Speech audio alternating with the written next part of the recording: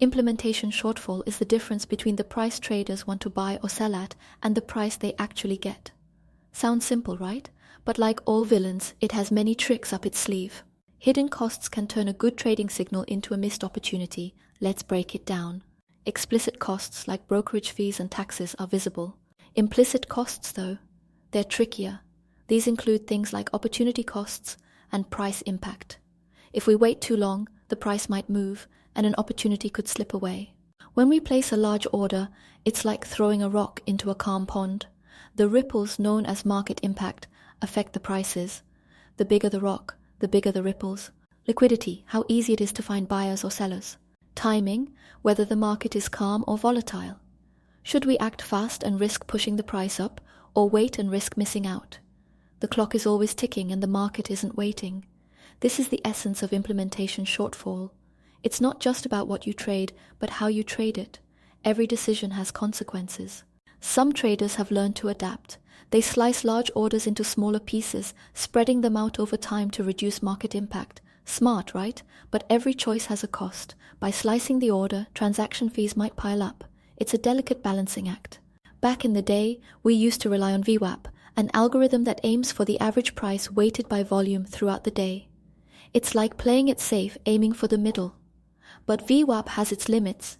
It doesn't always take market conditions into account. This delicate dance is where implementation shortfall algorithms come into play. They balance the speed of execution with the market impact, using real-time data to predict how the trade might affect stock prices, optimize trade sizes, and balance the risks. Imagine we decide to purchase 1,000 shares of stock XYZ. Before starting, the benchmark price of the stock is 100. Instead of buying all the shares at once, we split the order into 3 parts. In the first trade, buy 300 shares at 101. In the second trade, buy 400 shares at 102. Finally, buy the remaining 300 shares at 103. In this case, the efficient prices are 100.5, 101.0, and 101.5 at the time of each trade. After all the trades are done, the efficient price is 101.2. So, what are the real costs of executing these trades?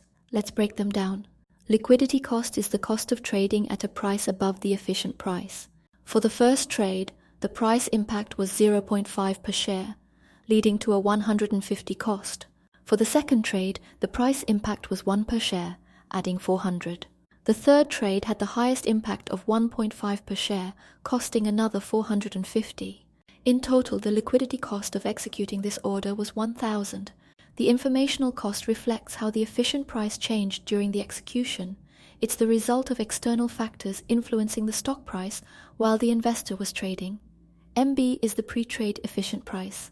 In the first trade, the efficient price increased by 0.5, adding 150. In the second trade, it increased by 1, costing 400. In the third trade, it rose by 1.5, adding another 450.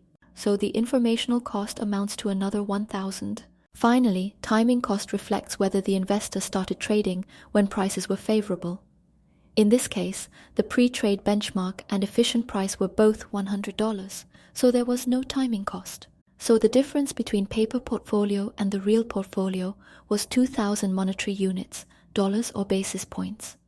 By summing these components, the overall implementation shortfall is calculated, providing insights into the cost of executing large orders across various market conditions.